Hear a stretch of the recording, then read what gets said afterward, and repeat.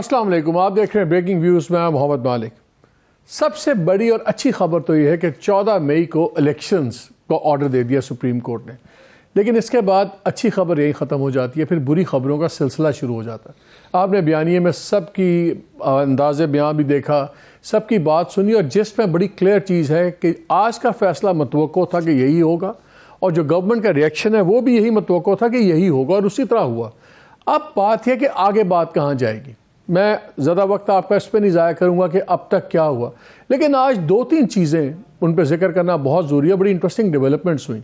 ये जब फैसला हुआ तो साथ ही हमें बताया गया कि 2 बजे एक 6 मेंबर बेंच अनाउंस हो गया है, और वो उस केस पे भी बात करेगा जो 3 मेंबर बेंच काजी फ़ाइज़ ईसा साहब ने जो फ़ैसला दिया था, जिसके मुताबिक उन्होंने कहा था कि जो केसेस चल रहे हैं उनको इल्तवा में डाल दिया जाए, जो सो मोटो के केसेस हैं, और फिर उनका जब तक रूल्स ऑफ प्रोसीजर तय नहीं होते तो ज़रा मुकदमात को रख दिया जाए। 6 मेंबर बेंच आज बना, और 5 मिनट की हेयरिंग से भी कम में उन्होंने वो केस ख़त्म कर दिया।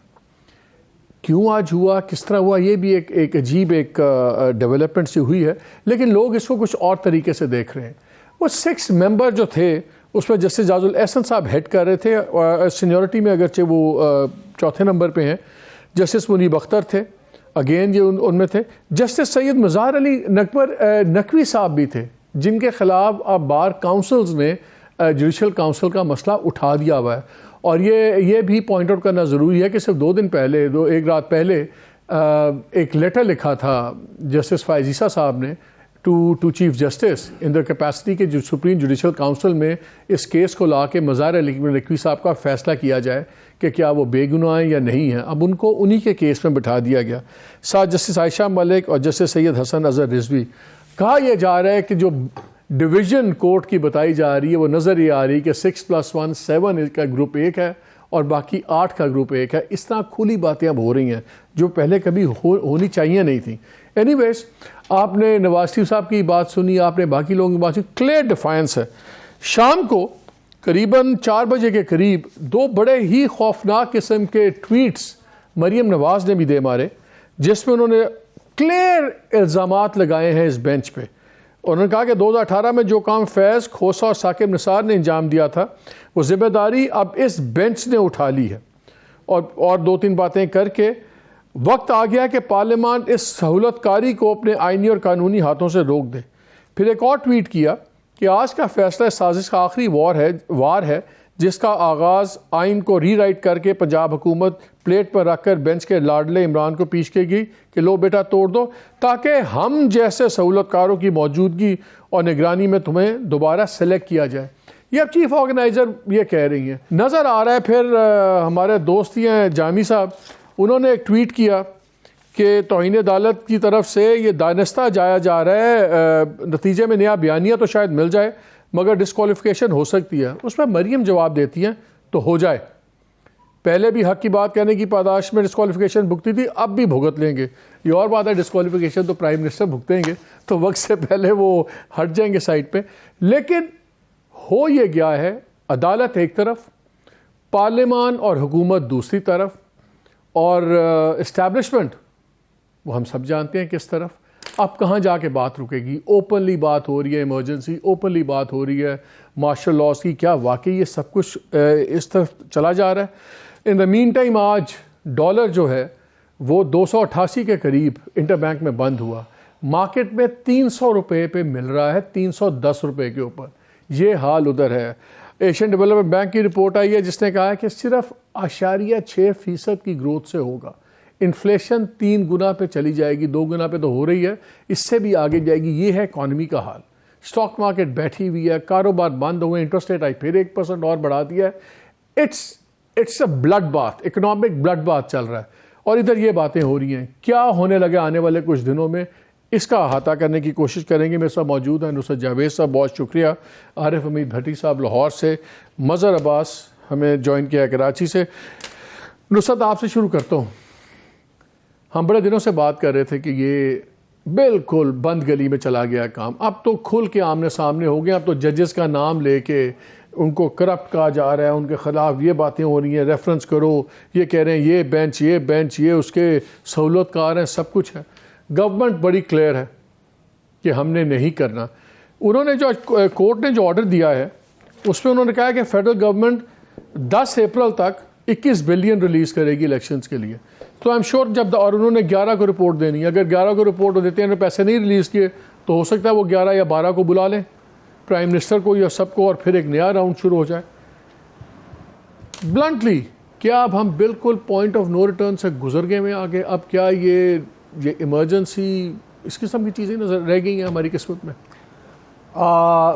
मालिक, ये डिपेंड करता है, लेकिन सबसे पहले आपने इकोनॉमिक मेल्टडाउन का जिक्र किया, उसके साथ ही मेरे प्यारे भाई ये भी याद दहानी करवाते रहो कि मुसलसल बारिशें और यालाबारी बिल्कुल जो तुम्हारी गंदम और चने और दीगर फसलों के साथ जो कर रही है वो अजाब एक अपनी जगह है, और खुदा न खास्ता अल्लाह ना करे अगर यही पैटर्न रहा तो क्या गारंटी है कि पिछले साल वाला मामला दोबारा नहीं होगा। अब ये तो हो गया चूँकि वो उसका मेल्टडाउन का जिक्र था। मालिक साहब, अर्ज़ ये है कि अब क्या होगा क्या नहीं होगा। आपने ये जो पूरी इंट्रोडक्शन दी है ना, अभी जिस तरह मुस्लिम लीग रिएक्ट कर रही है ना, मैं उनसे हाथ बांध के एक दरख्वास्त करता हूँ एक सहाफ़ी के तौर पर, वो ये कि खुदा दा वास्ता ये जान छो, आपने अभी तक जितनी चालाकियाँ अख्तियार की, जो भी आपने हथकंडे अख्तियार किए, वो अदालत में तो आपके कभी काम नहीं आए। ठीक है ना बात? अब खुदा के लिए सियासी हो जाएं, हत्ता कि आप जिस वकील को करते हैं वो भी बिलाखिर इमरान खान के वकील हो जाते हैं। तो मैं आपसे इल्तिजा ये करूँगा, मेरा अपना ख्याल है कि अभी भी हालात को मज़ीद दगरगूं होने से रोकने के लिए आई फुली अप्रिशिएट कि ये कोएलिशन गवर्नमेंट है। शहबाज शरीफ साहब को अपनी जमात, अपनी हमनवा जमातों का इजलास बुलाना चाहिए, उनके सामने खुल के कहें कि जी देखें, मैं सब चीज़ों के अलावा पाकिस्तान मुस्लिम लीग नून का सदर हूँ। 14 मई के इलेक्शन अब मेरे लिए तो टालना नामुमकिन है। टालेंगे अगर तो इलेक्शन कमीशन टालेगा या उनके सहूलतकार या जिनको उनकी मदद दरकार होती है। मैं इसमें हिस्सा नहीं डालना चाहता। I want to resign as prime minister of Pakistan. तो मुझे जाकर अपनी पार्टी के लिए इंतहाबी मुहिम की इजाज़त दी जाए, वरना अगर आप चाहें तो हम मिलकर असेंबली डिसॉल्व कर सकते हैं। मैं समझता हूं कि इसके अलावा बाकी सब तकरीरें हैं, उसके अलावा मेरी दानिश में, वरना यही करते रहेंगे तो ये तमाशा लगा रहेगा और फिर वो खदशात जिसका मैं और आप जिक्र करते रहे हैं उसकी तरफ बढ़े।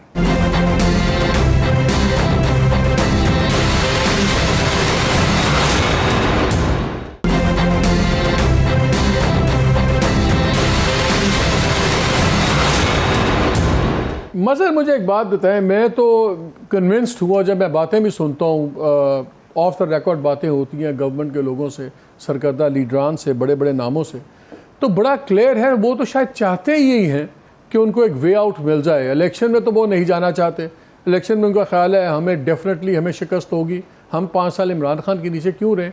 क्या आज का जो रिएक्शन है ये बजाय एक जज्बाती रिएक्शन के, ये तो बड़ा सोचा समझा स्ट्रेटेजिकली डिसीजन ली हुई रिएक्शन नहीं है कि ठीक है मसले को इतना गर्म कर दें, पढ़ जाए सुप्रीम कोर्ट के चीफ जस्टिस को, पढ़ जाए इस तमाम मामले को, हो जाए कंटेम्प्ट में बुला लें, सैक कर दें, गवर्नमेंट गिर जाएगी, सब कुछ होगा।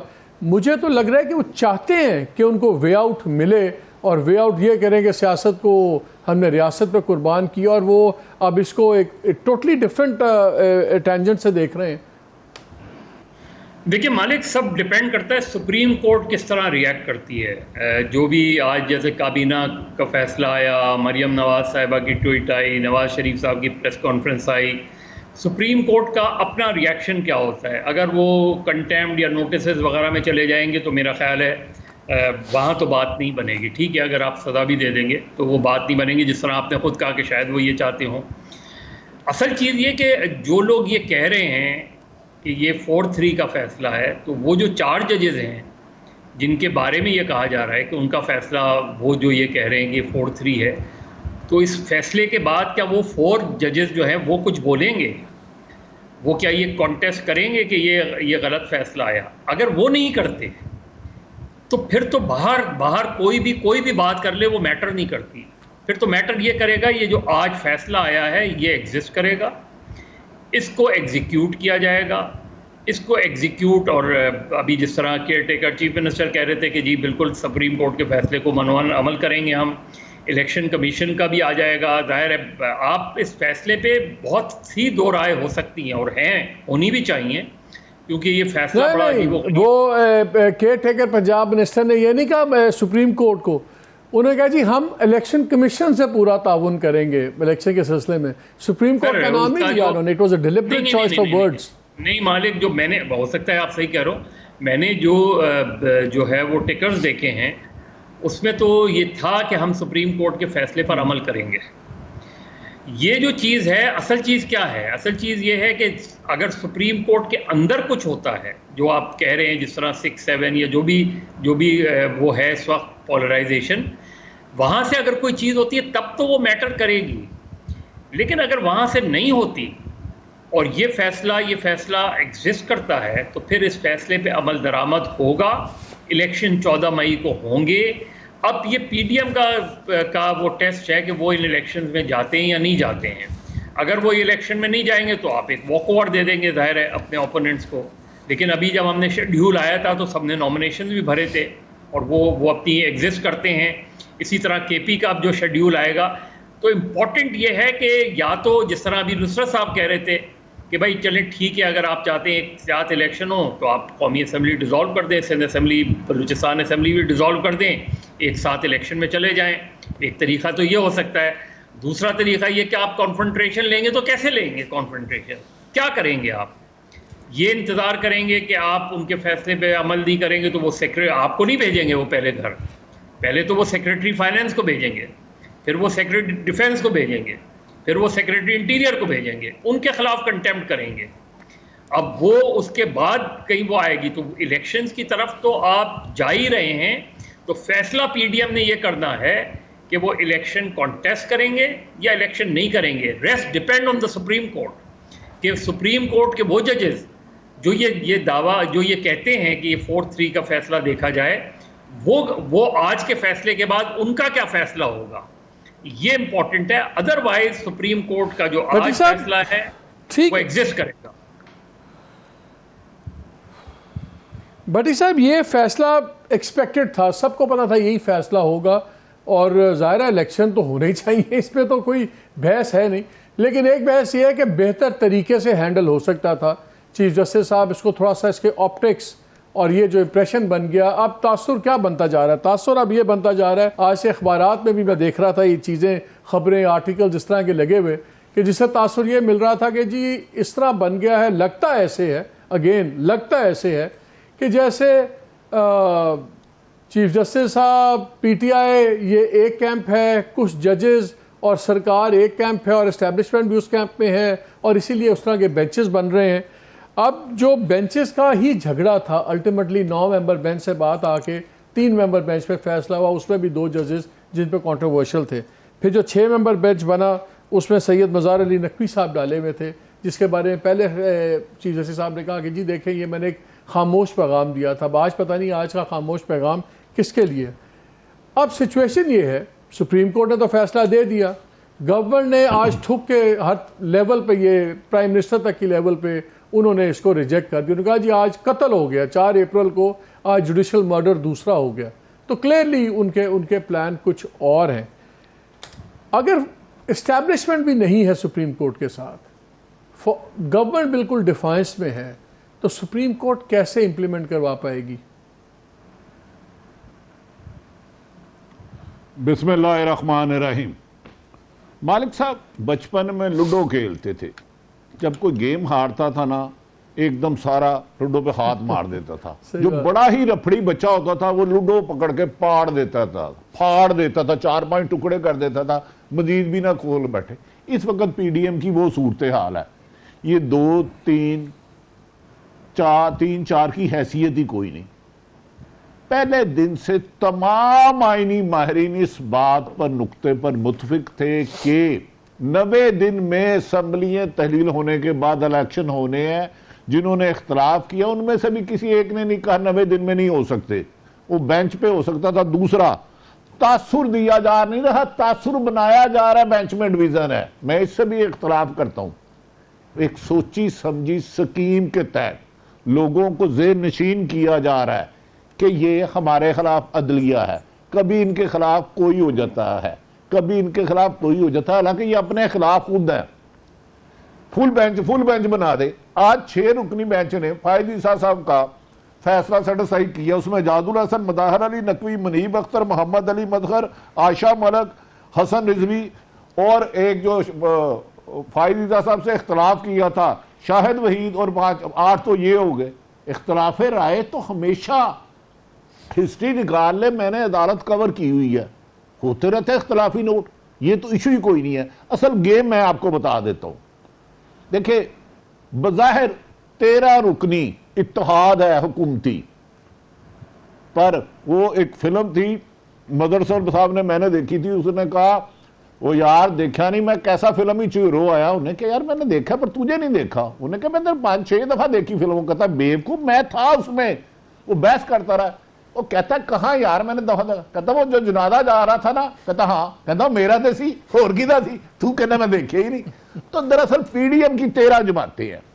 पंजाब में वोट बैंक है अब पीटीआई का, और सेकंड है नून लीग का। बाकी किसी जमात का वोट बैंक बताए क्या? एमक्यूएम के कितने हैं, एएनबी का कितना है, मौलाना फजलुर रहमान। झगड़ा तो लाहौर का ही है ना। वो तो आज बिलावल ने भी कहा है। बिलावल ने तो ये कहा है कि देखें तख्त लाहौर का झगड़ा पूरे पाकिस्तान को खतरे में डाल रहा है। झगड़ा तो लाहौर का ही है, इस्लामाबाद लाइक पंजाब का ही है। नहीं, बिलावल बड़ी गेम खेल रहे हैं। आज मेरे काबिल एहतराम नवाज शरीफ, देखे नाम तो शरीफ रखने से मैं भी शरीफ हो सकता हूँ। आसफ अली जरदारी 4 मुखी गेम खेल रहा है, और बिलावल तो अभी मेरा ख्याल है उसे नहीं पता कि जरदारी साहब क्या है, उनका वोट बैंक पहले ही नहीं है।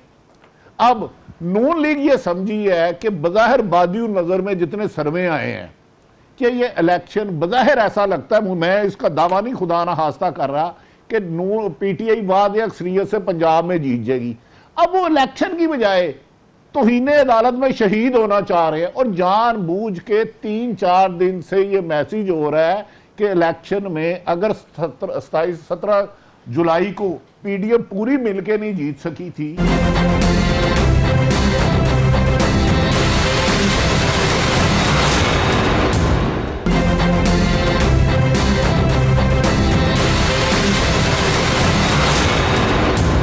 आप मेरे से इस बात पे एग्री कर रहे हैं ना कि ये तो चाहेंगे कि हमें निकाल दिया जाए। मैं आपके साथ एग्री ना करूंगा। इस मुल्क में इस वतन अजीज में मालकों के साथ इख्तलाफ राय करके नौकरी हो सकती है। मैं पागल हूं आपसे एग्री ना करूं। मगर साहब तो कराची आपके पास वापस आता हूं। आपने तो टाइम भी देनी थी जो भूल गए हैं। सर मैं अभी लाहौर आया नहीं ना, लाहौर आऊंगा तो दूंगा, पेश करूंगा आपकी खिदमत में। नुसरत ये बताएं कि 2 पार्टीज नजर आ रही हैं, 3 नजर आ रही हैं। पीटीआई नजर आ रही है, हमें गवर्नमेंट नजर आ रही है, अब जुडिशरी को भी पार्टी बना दिया गया है इस तमाम कॉन्फ्लिक्ट में, और शायद एक हद तक बन भी गई है जुडिशरी अपनी अगर मिस हैंडलिंग ऑफ थिंग्स है। लेकिन एक इंडिविजुअल पार्टी भी इस्टेब्लिशमेंट, सबको पता है कि इस्टेब्लिशमेंट के कितना मिसट्रस्ट है खान साहब का, और वो बार बार अपने मुंह से भी कहते हैं सब कुछ। ये तो चले कोर्ट रूम और पार्लियामान के अंदर ड्रामा हो रहा है, किसी ना किसी तरफ बैठ जाएगा। अगर इस्टेब्लिशमेंट नहीं कोऑपरेट करती विद जुडिशरी, चाहे कोवर्टली या ओवर्टली जैसे भी हो, तो फिर कैसे रिजॉल्व, कैसे मसला होगा? नहीं, मास्टरली इनएक्टिविटी जो है वो फिल वक्त सूट करेगी पीटीआई को। देखो मामला जो है, एक बात तो हम सब का इत्तेफाक है ना कि जी इलेक्शन से तो आपका भागना मुमकिन नहीं, ठीक है ना। लेकिन जिस बात का हम ढोल बहुत दिनों से पीट रहे थे कि 90 दिनों में इलेक्शन, वो आईन का हक है, वो न छीना जाए, तो भाई इस हक से केपीके को क्यों महरूम रखा गया है आज? भाई आप पंजाब वालों को तो पूरा शेड्यूल बना के दे रहे हैं, मूव कर रहे हैं। अरे भाई लेकिन नहीं ना, अब गलत बात ना करो ना। आपने पहले गलत मैसेजिंग कर दी कि आपकी भी एम्फेसिस जो है वो तख्त लाहौर है, वरना आपने केपीके को अगर आइन का हक था, अच्छा, और पंजाब को भी जो मिला है क्या वो 90 दिनों में होगा? तो 90 दिन भी गए और वो भी गए। दूसरा आपने पैगाम ये दिया है कि इस वतन अजीज में सिर्फ 3 जजेस हैं जो आइन का तहफ़्फ़ुज़ चाहते हैं। तो अब ये लाजमी है कि चूंकि सिर्फ 3 जजेस बचे हैं तो खुदा के लिए अमेरिका की तरह रास्ता निकाला जाए कि ये ताहयात जजेस रहें ताकि हमारा आइन महफूज रहे। ये रास्ता निकालना पड़ेगा। और बाकियों को अब आगे आ जाएं भैया, जो आप बात कर रहे हैं। मेरा नहीं ख्याल कि सुप्रीम कोर्ट के मामले में सबसे इम्पॉर्टेंट बात मेरी दानिश में भाई मज़हर ने की है कि अगर वाकई 4 जजों को इस पे एतराज़ है, इसको ज़रा थोड़ा सा और सोचें। कल को आपके साथ नाइंसाफ़ी हो, आप बरसों की मेहनत के बाद बिल आखिर सुप्रीम कोर्ट पहुंच जाओ और आपका मसला जो है वो जस्टिस फायज़ ईसा की अदालत में लगे और वहाँ से एक फ़ैसला आए जो हर एतबार से इंसाफ पर मबनी हो, उसको एक बड़ा बेंच पर डाके तो आप ये नहीं, क्योंकि ये तो अल्टीमेट आपका कोर्ट समझा जाता है ना, जिसके खिलाफ कोई अपील नहीं होती। यानी हम क्या नज़ीर कायम कर रहे हैं?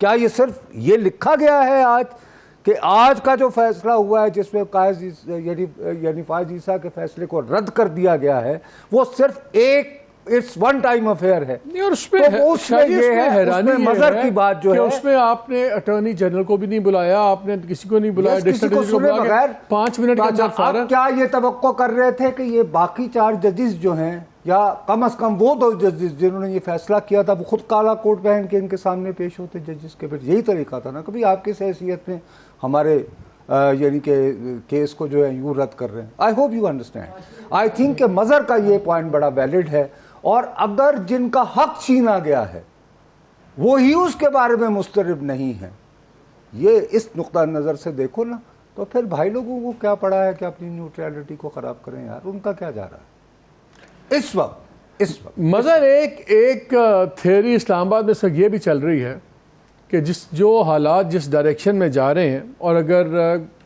आइदर ऑफ द टू जो वो बात करते हैं, बिलावल भुट्टो ने भी ख़तरों का इजहार किया कि अगर उनमें से कोई भी एक सिचुएशन होती है और ये नवाज शरीफ एंड कंपनी इक़्तिदार से हट जाते हैं, हटा दिए जाते हैं, कंटेम्प्ट से डिसक्वालीफाई हो जाते हैं, तो एक बहुत बड़ा बाय डिफ़ॉल्ट सपोर्ट जाती है खान साहब को, जो रूलिंग अलायंस के ऊपर लोगों का गुस्सा है, नफ़रत है, सब कुछ है। तो एक खान साहब की अपनी पॉपुलैरिटी है, एक लोगों का गुस्सा इनके ख़िलाफ़ है जो बाय डिफ़ॉल्ट उनको सपोर्ट मिलती है। तो एक थियरी इस्लामाबाद में ये भी चल रही है कि अगर ये मंजरनामे से सामने से पावर से हट जाते हैं तो खान साहब की जो परसीव पॉपुलैरिटी है वो नीचे आएगी, और फिर प्योरली उनको अपनी पॉपुलैरिटी पे आगे चलना पड़ेगा जो उतनी बड़ी नहीं है जितनी इस वक्त उनको बाय डिफ़ॉल्ट उनका कद बहुत बड़ा हुआ है। और इसलिए शायद ये वक्त आ गया कि ये अब सीन से हट जाएं या हटा दिए जाएं। Do you subscribe to this theory? देखिए मालिक, कैसे हट सकते हैं? फ़र्ज़ करें शहबाज शरीफ के ख़िलाफ़ कंटेम्प्ट का नोटिस होता है, और कंटेम्प्ट के नोटिस से एक दिन पहले शहबाज शरीफ रिज़ाइन कर देते हैं और असेंबली किसी दूसरे लीडर ऑफ द हाउस को ले आती है। तो अब वो टाइम बाइंग की बात है ना, या वो मज़ीद टाइम, वो यहाँ पीडीएम की कोशिश क्या है कि किसी तरह घसीट कर इस मामले को अगस्त तक ले जाया जाए। अब वो तो मुझे तो बहुत मुश्किल लगता है उसमें। दूसरा ये कि पूरी असेंबली डिसॉल्व कर दें, वो भी ऑप्शन नहीं नज़र आता, क्योंकि पीडीएम की पार्टी आप ये समझते हैं कि वो अक्टूबर में भी इलेक्शन करवाना चाहते हैं? नहीं, फिलहाल तो ये ना, देखिए अगर उनका क्या है, बज़ाहिर ये लगता है अब तो क्योंकि हर चीज़ इतनी ओपन हो गई है कि ऐसा लग रहा है कि पीडीएम के इंटरेस्ट में ये है कि उस वक्त हम जनरल इलेक्शन में जाएं जब जस्टिस काजी फायज़ ईसा चीफ जस्टिस हों। मतलब अब ये भी अजीब व गरीब चीज़ें हैं हमारे यहाँ, लेकिन अनफॉर्चुनेटली हमें ये कहनी पड़ रही हैं।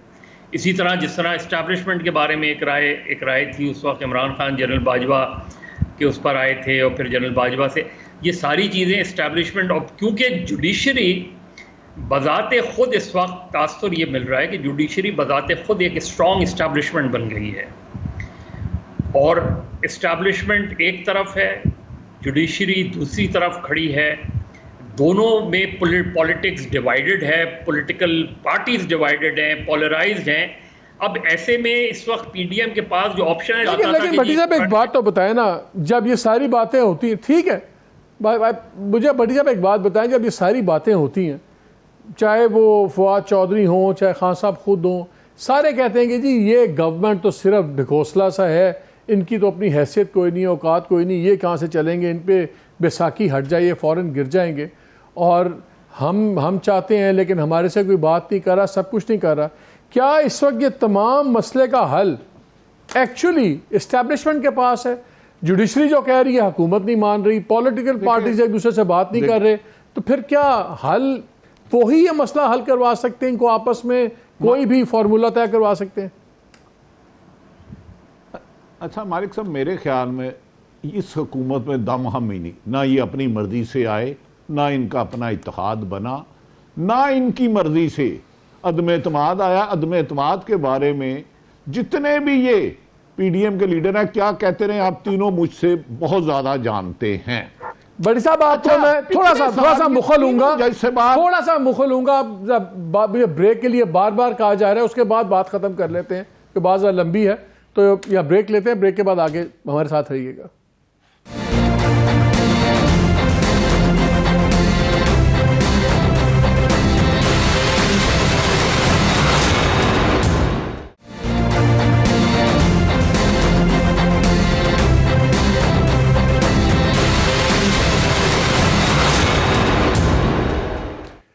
जी welcome back to the show. जी भट्टी साहब, ब्रेक से पहले आप बात कर रहे थे, जब हम इसी टॉपिक पे बात कर रहे थे कि क्या सोल्यूशन अब पिंडी करवाएगा वही ये सबको बिठा सकता है, बिकॉज ये तो एक दूसरे के खिलाफ खड़े हो गए हैं सारे। अच्छा, आपके शो में ना बड़ा फायदा होता है, बंदे की नींद पूरी हो जाती है। खैर चले, वो तो हमें नींद कम ही मिलती है। गुजारिश ये है मालिक साहब कि सियासतदानों ने इख्तलाफ राय को ज़ाती दुश्मनी से भी आखिर पे एंड पे ले गए हैं। मेरी एक गुजारिश सुने, ये जो 3 जज साहबान हैं, इन पर बहुत ज़्यादा एतराज़ और रेफरेंस भेजा है। तो पिछले साल जब कासम सूरी की, तो यही 3 जज साहबान थे बीच में शामिल, तो वो इस एक साल के दौरान क्या इनमें खामियां हुई कि इनकी सारी इच्छाइयाँ बुराई हो गई। चलें, सजाद अली शाह पर हमला करा दिया, वो जज साहब, चीफ जस्टिस साहब ठीक नहीं थे आपकी नज़र में, ये भी मान लिया। आसफ सईद खोसा नहायत क्रेडिबल, वो भी आपकी नज़र में अच्छा नहीं है, वो भी मान लिया। साकब निसार जिसने गरीबों के लिए, वो भी अच्छा नहीं है, वो भी मान लिया। उमर अता बंदयाल भी अच्छा नहीं है। तो कोई आइन में ऐसी शिक निकालें कि नून लीग का सोशल मीडिया शरीफ फैमिली के केस सुन लिया करे और उसे आइन और कानून की ख्वाहिश के मुताबिक फैसला कर दिया करे। मुझे बताएं, इस वक्त इस्लामाबाद हाई कोर्ट का चीफ जस्टिस बेंच बना रहा है कि नहीं? लाहौर का, सिंध का, कराची का, पेशावर का, सब बना रहे हैं। तो सुप्रीम कोर्ट के चीफ जस्टिस पर क्या एतराज है? जब पिछले साल उन्होंने कासम सूरी पे बेंच बनाया था, तो ये सारी वो भट्टी साहब, वो एतराज ये है कि कराची के एक पैनल ने इस पे काम भी किया। उन्होंने कहा जी 73 बड़े केसेस में वही 3 जज थे। एतराज़ इनको ये है कि देखें, हमारे जितने केसेस हैं उनमें वही 2-3 जजेस हैं जो उनके फेवरेट हैं और जो हमारे खिलाफ फैसले देते हैं।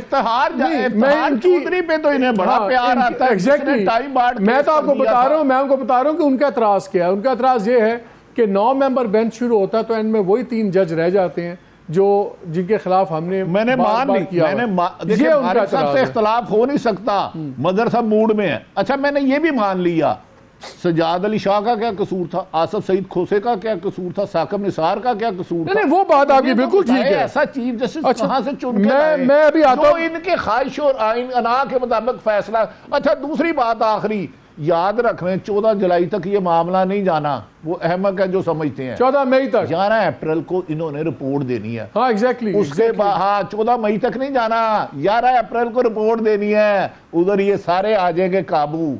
ये एक साजिश के तहत शहीद होना चाहते हैं, तो बिला वजह मरना शहादत नहीं है, शहादत का बहुत अजीम जज्बा है, अल्लाह ताला ने रुतबा रखा हुआ।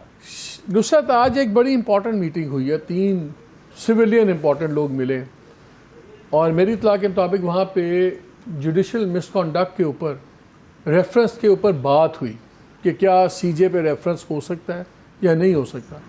अगर ये तो इनके पास हथियार है ना, अगर इस किस्म की कोई मूव हो जाती है तो क्या वो फिर आपके ख्याल में बाकी जजेस को इकट्ठा करेगी बिहाइंड द सीजे कि यार नहीं, ये नहीं, अब आपस में हम लड़ते रहेंगे, बाहर से ना आए? कि आपके ख्याल में ये और खुल के डिवीज़न और बदसूरत हो जाएगी? मेरा अपना ख्याल है, जब बाहर से कोई हमलावर हो ना भैया, तो तमाम तर इख्तलाफात के बावजूद एक घर के मकीन जो हैं वो यानी कि फिर इकट्ठा होना पड़ जाता है। मैं दोबारा अपने ओरिजिनल पॉइंट पे आता हूँ कि ये जो दावा कर रहे थे ना कि हमने अपनी सियासत कुर्बान की, तो आप कुर्बानी को इख्तिताम पर पहुँचाओ ना। जब आप दुम्बा कुर्बान करते हो तो फिर इसका गोश्त बांटा जाता है, सीक्वेंसेस कॉन्सिक्वेंसेस होते हैं ना, यानी कि पूरा अमल होता है कुर्बानी का।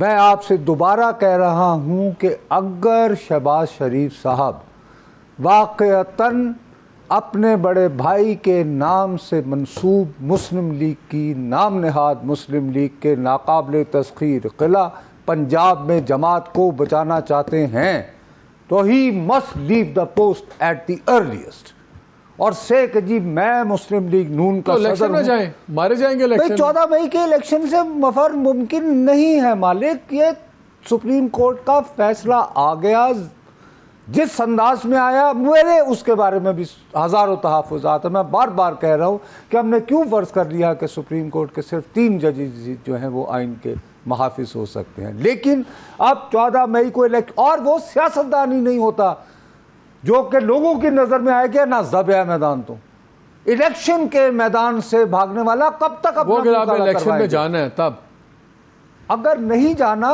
तो ना अहल भी बाजमात होंगे भाई साहब। मज़ा ये खाली आपका ख्याल है 11 अप्रैल को जो भट्टी साहब कह रहे हैं तो बस वो फाइनेंस सेक्रेटरी की छुट्टी होगी, वो कहेगा जी मुझे डायरेक्शन दी चीफ एग्जीक्यूटिव की। हाँ वो तो प्राइम मिनिस्टर भी बात जाएगी। चीफ एग्जीक्यूटिव जब शहबाज शरीफ को इतना ही शौक होता तो आज पहुंच जाते सुप्रीम कोर्ट और कहते हैं ऑनरेबल जज साहब आई नो कि आपके जहन में क्या फैसला है, I take the whole responsibility, just give me 10 minutes to explain. तो लेते ना अपने ऊपर, इतनी हिम्मत नहीं है, अड्डे जो गया है नहीं ना मासूफ, तो जाके अपना इन्हें कहें कि इलेक्शन लड़े। मगर ये जो अब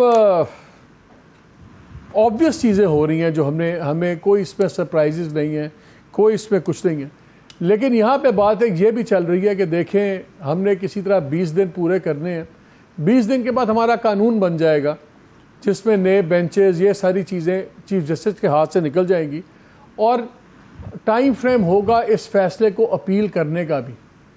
अब अगर इस फैसले पे अपील होती है और उस वक्त बेंच बनाने का जो राइट है वो बंदयाल साहब से निकल के वो टॉप 3 जजेस में चला जाता है, जिसमें दूसरे 2 जजेस परसीव किए जाते हैं कि वो दूसरा कैंप है, तो फिर क्या गवर्नमेंट आपके ख्याल में टाइम बाय नहीं करेगी कि ये कानून नया बन जाए बेंच बनाने का और सारा कुछ, ताकि फिर बेंच एक दूसरी नौइयत का बड़ा बेंच बने?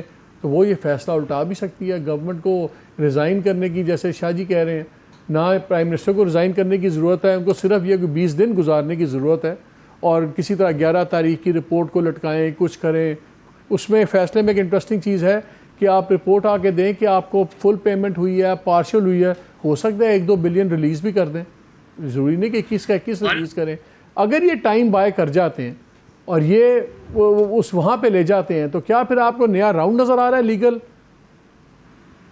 मालिक कुछ भी कर लें, इलेक्शन को आगे ले जाएं, इलेक्शन ना करवाएं, इलेक्शन से राह फरार इख्तियार करें, वो जितनी अपनी एनर्जी इसमें ज़ाया कर रहे हैं उससे कम एनर्जी में वो बड़े ताकतवर बयानिए के साथ इलेक्शन में जा सकते थे। नवाज शरीफ वापस आते और बाकायदा कहते कि जुडिशरी पे जो भी जिस तरह का भी उन्हें करना था, आते टेस्ट करते। बादखात आदमी अच्छी सॉलिड विकेट पर खेलता है, बादखात ग्रासी विकेट पर खेलता है, बादखात जीतता है, बादखात हारता है। तो ऐसा लग रहा है कि मुस्लिम लीग नून ने इस प्रोसेस में जाने से पहले ही अपनी शिकस्त तस्लीम कर ली है कि जी इलेक्शन अगर हो गए तो हम हार जाएंगे, अगर हार गए तो क्या होगा, क्या आपकी सियासत ख़त्म हो जाएगी? ऐसा नहीं होता। जिस अंदाज में पीडीएम की लीडरशिप सोच रही है, मुझे बहुत ताज्जुब हो रहा है। यानी आप कुछ भी कर लें, आपकी तमाम तर ये आ भी जाए कानून, लेकिन मज़र हम एक फाइनेंशियल इमरजेंसी के भी तो करीब जा रहे हैं ना। जो इकॉनमी का हाल हो गया है, जो IMF आपको नहीं अभी तक मिला, पेमेंट्स करने के लिए पैसे नहीं है, इंपोर्ट्स बंद पड़ी हुई, मार्कअप और बंद आज बढ़ गया है, और कंपनीज बंद होंगी और इंडस्ट्री बंद होगी। पहली बार 2 दिहाइयों में एग्रीकल्चर कॉन्ट्रैक्ट कर रहा है, इन्फ्लेशन इससे भी 3 गुना चली जाएगी, तो तबाही तो फाइनेंशियल तबाही है। शायद ये देख रहे हो कि चले हम फाइनेंशियल इमरजेंसी लगा के और फिर और दूसरी इमरजेंसी लगा के ड्रामा करें। मालिक कुछ भी कर लें, चले 1 साल इन्होंने इलेक्शन डिले कर दिया, चले 1.5 साल इलेक्शन डिले कर दिया, क्या पाकिस्तान की इकॉनमी इस पोजीशन पर आएगी कि आम आदमी की ज़िंदगी में ऐसा इनकलाब आ जाए कि वो इमरान खान के बयानिए को रद्द करके इनको मुंतखब कर ले दोबारा? मुझे तो नहीं लगता ऐसा, इस तरह की चीज़ें नहीं कुछ अगर नहीं हो जाए तो आप चलें। तो वरना आप जितना डिले कर रहे हैं, जितना सिचुएशन ख़राब से ख़राबतर होती जा रही है, उतना ही सियासी तौर पे इमरान खान को फ़ायदा हो रहा है। उससे ज़्यादा कम नुकसान होगा अगर आप इलेक्शन में जाएंगे, एक ताकतवर बयानिया बनाएं अपना और काउंटर करें, इलेक्शन लड़ें, कॉन्टेस्ट करें। ग्रास रूट लेवल की पार्टी है मुस्लिम लीग नून पंजाब में, अगर आप हार भी जाते हैं तो कोई मसला नहीं है। मरवाएगा, मजहर मरवाएगा इनको, मजहर ने मरवाना ही है, तो इन्होंने इलेक्शन में नहीं जाना। तो आप वरना क्या करेंगे? आप वरना आप क्या कर सकते हैं इस काम में यार? तो फिर क्यों आए हो इस काम में? वो आए हैं ना, उनके नैब के केसेस ठीक हो गए हैं, उनके एफआईए के केसेस ठीक हो गए, मसला हल हो गया ना। फिर ये वादा करते हैं कि 6-8 महीने डिले करने के बाद ना अहल ही होना है और नहल होने के बाद क्या पकौड़ों की दुकान खोलनी है। हमारा वक्त खत्म हो गया। नाज़रीन, मेरा ख्याल है कि अभी सुप्रीम कोर्ट से अभी हमें शायद कुछ और चीज़ें नजर आएँ। अगर पास्ट इज एनी इंडिकेशन, तो जैसे फायजीसा साहब ने पहले 2-3 उनके फैसले आए और भी डायरेक्टली फैसले आए, right down to the level of registrar चीज़ें आई। मेरा नहीं ख्याल कि उनका बेंच से जो है फैसला ले लिया गया है, शायद ये एकदम ख़त्म हो जाएगी बात इस पर। ये इंटरेस्टिंग डेवलपमेंट्स होंगी। गवर्नमेंट भी बड़े एक्सट्रीम मेजर्स सोच रही है, लेकिन अच्छी खबर ये है कि इलेक्शंस की डेट आ गई है। लेकिन मुझे अभी तक यकीन नहीं आता कि जितनी डेस्परेट सिचुएशन में गवर्नमेंट है, ये इन इलेक्शंस को उधर जाएगी।